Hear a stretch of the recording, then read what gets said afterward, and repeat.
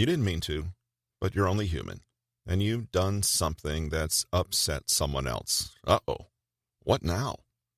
Well, there's good news and bad news. Having to say you're sorry puts you in a difficult position. But the good news is that if you handle it correctly, your relationship with that person could actually be stronger afterward. That's because a good apology shows maturity, respect, remorse, and a genuine understanding, and that can open doors to a deeper connection with someone. The way in which you deliver your apology and the subtle nuances in the language you use play an important part in how it is received. There's no magic in the words, "I'm sorry," or "please forgive me." Rather, we convey our sense of regret and true desire to fix things up with everything else that surrounds those words. The big unspoken rule here, of course, is that you should, in fact, apologize. Never assume that one is not needed. Never assume that you don't have to apologize if you feel bad enough yourself, or if it was an accident, or if the other person has also hurt you in some way. If you're in the wrong and you've caused harm, then an apology is necessary. That said, a badly formulated apology can be worse than none at all. We've all experienced that sorry, not sorry kind of apology that actually inflames hurt feelings. If you've ever started an apology with, "I'm sorry, but," then you already know how utterly useless it is at making other people feel better. Let's say you asked a friend to stay at their family's summer house, and they agreed, but asked you to not invite too many others, since the place is filled with delicate antiques. You secretly held a party there anyway, and as a result, a drunken guest tripped over a side table and smashed a priceless porcelain vase that belonged to your friend's great-grandmother. There's no two ways around it. You messed up and owe your friend an apology. Here's how not to apologize. You text your friend and tell her the bad news, emphasizing how you never meant it to happen and how awful you feel now, but that it's the other friend's fault, and you really hope she can forgive you. Then, when she's icy with you, you get irritated and keep asking, "Why are you still upset? What do you want me to do? I can't go back in time, you know." Let's look at a better way to do it. The 6-step apology. As it happens, there is a handy formula to make sure that your apology is the best it possibly can be. Roy Lewicki is a professor emeritus of management and human resources at the Fisher College of Business at The Ohio State University, and he claims that there is a narrative framework that every excellent apology ought to follow.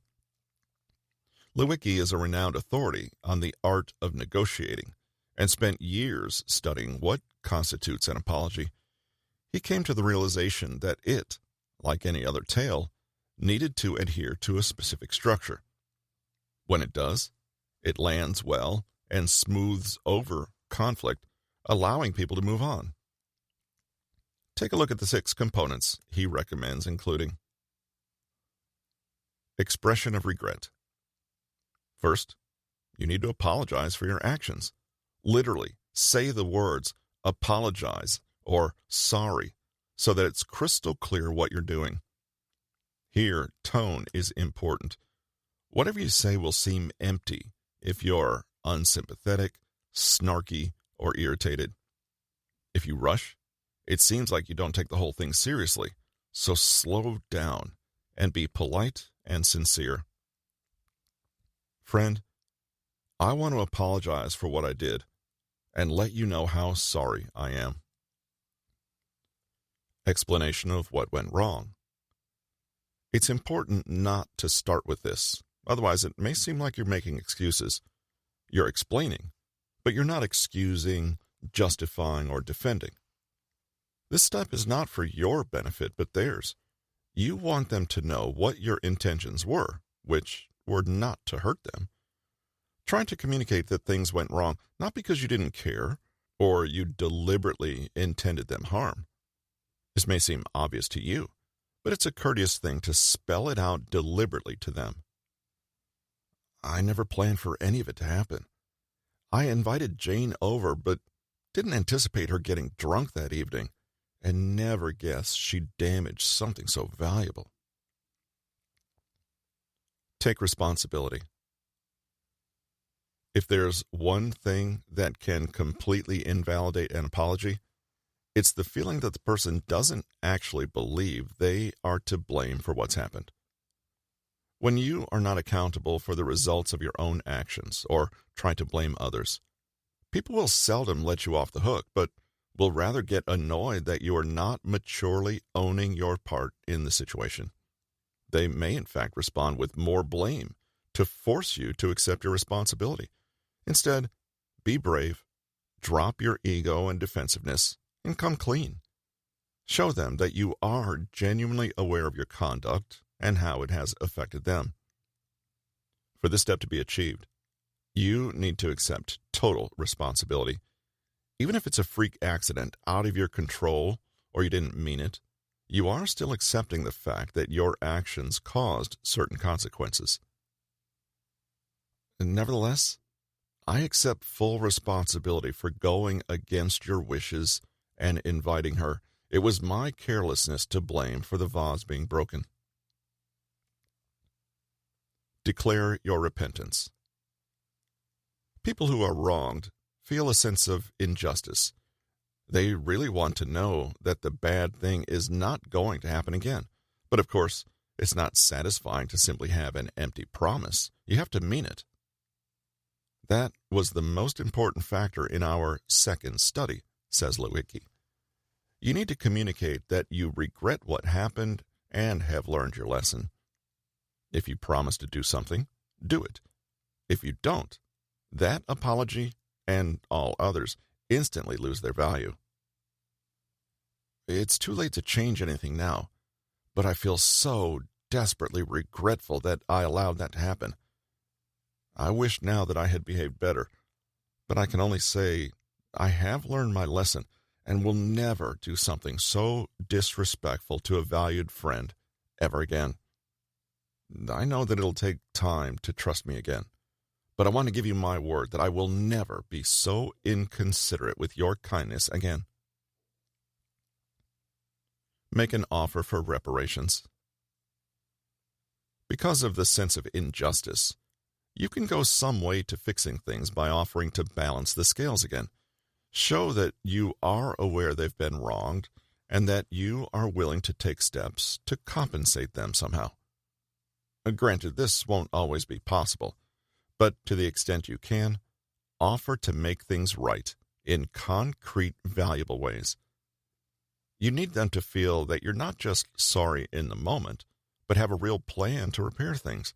If people feel like the accident has at least led to improved outcomes in the future, your apology will feel like it's worth a lot more. You could offer to pay for damages, or consider a gift, kind gesture, or token or symbol of your remorse. Importantly, it has to be something they value, not you. I understand that the vase was not only incredibly expensive, but that it also had sentimental value. Though I realize it doesn't begin to make up for the loss, I have sought a specialist who is able to treat porcelain damage of this kind and will pay for a full assessment and repair, should you give your permission. Ask for forgiveness. Interestingly, this was, according to Lewicki, the least important part of an effective apology. He recommends you lead up to this part and only ask for forgiveness once you've covered all the other steps.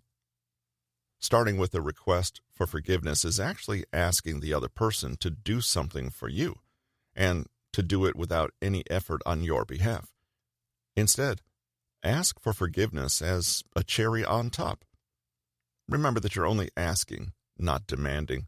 They're not obliged to forgive you, and you'd be unwise to push for it.